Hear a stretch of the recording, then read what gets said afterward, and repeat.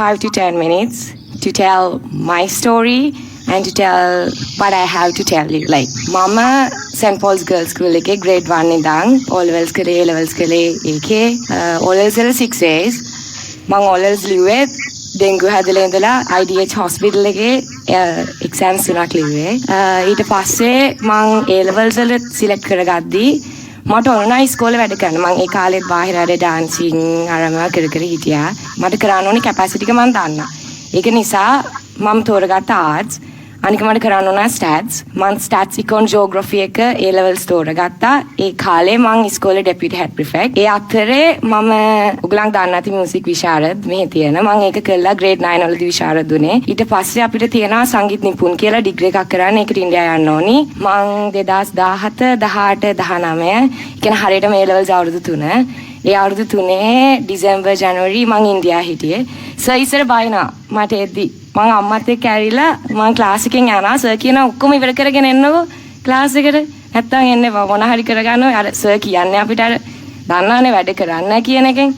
ඒක නිකන් හොබි එකක් වගේ. මම ඩාන්සින් තමයි කරේ ඉස්කෝලේ. A levels වලින් 3 years හම්බුණා. Columbia University select වුණා. මගේ rank එක 147. පස්සේ මගේ first year අහුනේ COVID. ඒක අර university life එක ගොඩක් ගන්න හම්බුනේ නැහැ. COVID නිසා online නිසා. අපිට තිබ්බා ඊළඟ අවුරුද්දේ චුටක් ඉගෙන ගන්න. ඒ කාලේ ඉතින් අපි physically වැඩ කරද්දී ඔය වගේ road track ඒවා කරා. මට ඒකෙන් ISEC ඔයගලන් දන්නවද දන්නේ නැහැ. campus ගියාම ගොඩක් හම්බෙයි. ISEC එකෙන් මට opportunity එකක් ආවා ජර්මන් යන්න volunteer කරන්න. මම 2022 ජර්මන් ගියා volunteer කරන්න. ඒක international community එකක්. ඒකේ ගිහිල්ලා මාස 3ක් මම volunteer කරා. ඒක කරේ community service farm එකක වැඩ කරන්න. ඒ ඔක්කොම. ඒ experience එක මාරයි. ISEC එකෙන් ඒ ගන්න තියෙන experience එක මාරයි. ඊට පස්සේ මම ලංකාවට එනවා. එද්දි තමයි අර economic crisis එක ඔක්කොම තියෙන්නේ. ඒකට මට හිතෙනවා ඇයි මට පුළුවන්කම තියෙද්දි මම යන්න නැතුව ඉන්න වෙන රටකට ඉගෙන ගන්න මෙහෙ කියන්නේ මට මෙහෙ ඩිග්‍රී එක තියෙනවා මම කරගෙන යනවා මම ඒ අතර හිතලා මම හෝල්ඩ් කරා ඩිග්‍රී එක University of Colombo එකෙන් මම ගියා කැනඩා 2023 ජනවාරි මම තනියම වීසා ඇප්ලයි කරලා මම තනියම ගියේ ගෙදරගේ සපෝට් එකෙන් කොහොම හරි 2023 මම ගියා මම කරන්නේ ජෙනරල් බිස්නස් කෝස් එකක් අපිට අවුරුදු 2 වුණත් එහෙ අපේ කැනඩියන් සිස්ටම් එක අනුව අපිට කරන්න පුළුවන් අවුරුද්ද ඒක ගන්න නැත්තේ. දැන් මම ඉවර කළ අවුරුදු දෙකක් මට දැන් ෆයිනල් ඉයර් තියෙන්නේ.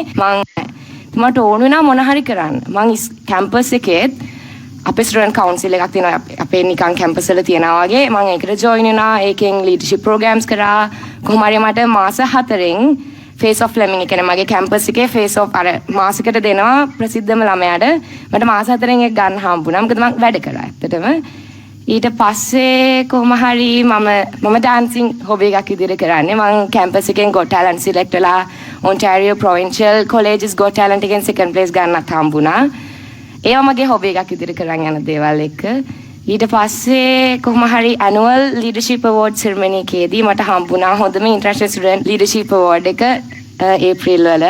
ඒවා තමයි mainly achievement Canada through ඒ කාලෙදි මම කරපු ඒ නම් කොවිඩ් ඉවරෙච්චම කාලේ වගේ ඒ ඉන්ටීරියර් ඩිසයිනින් අර නිකන් බෝඩ්ස් වල ලියන හැම එකක් මට ඒකෙන් හම්බුණා ඩරාස් එකෙන් women entrepreneurship award මම දේම කරන්න ඒ කියන්නේ මාර විදිහට වැටුණු තැන් අනුරුණු තැන් ගොඩක් තියෙනවා හැබැයි හැම තිස්සෙම මට හිතුනේ මට ගෝල් එකක් තියෙනවා ඒ කියන්නේ අපිට තේරෙන්නේ නැතුව ඇති උනට ඒක ඔයගලන්ටත් පුළුවන් නම් ඒකේ ඒ රටවලට මාරම වටිනවා. ඒ කියන්නේ ඔයාලට දැම්මුණත් United Nations එකකින් ගිහිල්ලා join වෙන්න යාළගේ volunteer තියෙනවා.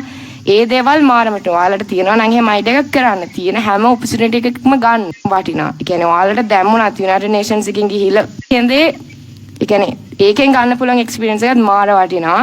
අපිට තේරෙන්නේ නැතුව ඇති උනට ඒක ඔයගලන්ටත් පුළුවන් නම් ඒකේ ඒ රටවලට මාරම වටිනවා. ඒ කියන්නේ ඔයාලට දැම්මුණත් United Nations එකකින් ගිහිල්ලා join වෙන්න යාළගේ volunteer තියෙනවා.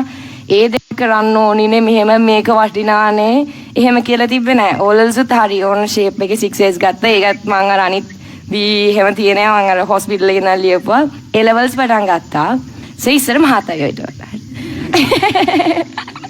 ඉතින් සර් ඉන්නා ඉතින් මට එච්චර නෝට් නෑ අපි ඉතින් අර මුල්ම කාලේ නම් සර් එච්චර නෝටුත් නෑ අපි ඉතින් ඉඳගෙන ඉන්නා ඔය සර් ඉතින් අර ටියුට්ස් මං ගාව තාම තියෙනවා ඇත්තටම මට ඒස පොත ගේන්න අමතකුණා අර පොතත් එක්ක දැන් සර්ගේ ඔක්කොම දැන් අපි කොහොම ලියලා මේ වගේ ලියලා තියෙනවානේ පොත් ටික ඔක්කොම තියෙනවානේ ඒවා ඉතින් අපිට ආයි ගිහලා මට කියව ගන්න විතරේ වුණේ. මොකද ඒ ටික තිබ්බනේ මං ගාව. කොහොම හරි හොම අර සර්ගේ කව වුණා අනිත් අයට වඩා කලින්.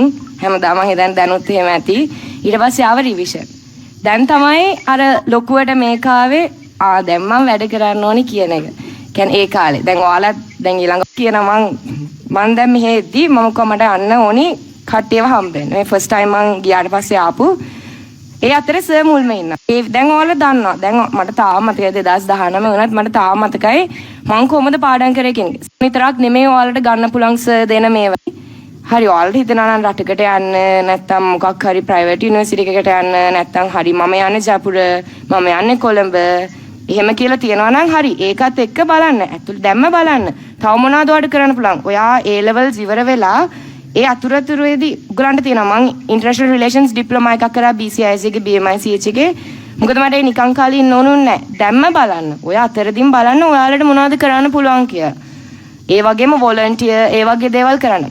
මම කියන්නේ මම සර්ටිෆයිඩ් වොලන්ටියර් කෙනෙක් යුනයිටඩ් නේෂන්ස් එකේ. ඒකෙන් මට ලැබුණ දේවල් මම ගිහිල්ලා කැම්පස් එකේ වැඩ කරා. ඒ කියන්නේ මට කැම්පස් එකේ ඔපචුනිටි එකක් හම්බුණා. රෙජිස්ට්‍රාර් ඔෆිස් එකේ වැඩ කරන්න කැනඩාවේ. ඒක ඒ කියන්නේ ඉතින් අර හැමෝම මාස්ටර්ස් කරලා ආපු අය ඔක්කොමත් එක්ක තරම් කළා තමයි මට ඒ තැන හම්බුනේ වැඩ කරන්න. මොකද යාළුවා මේන්ලිම ගත්තේ මගේ අර යුනයිටඩ් නේෂන්ස් වොලන්ටියර් එකයි අයිසෙක් එකේ මම වොලන්ටියර් කරලා තියෙන එකයි නිසා. බලන්න ගිහිල්ලා මානව විදිහට ඔපචුනිටිස් තියනවා. චුට්ටක් හොයලා බලන්න. නිකන් ඉන්නේ නැතුව කනෙක්ෂන්ස් හදාගන්න. ඒ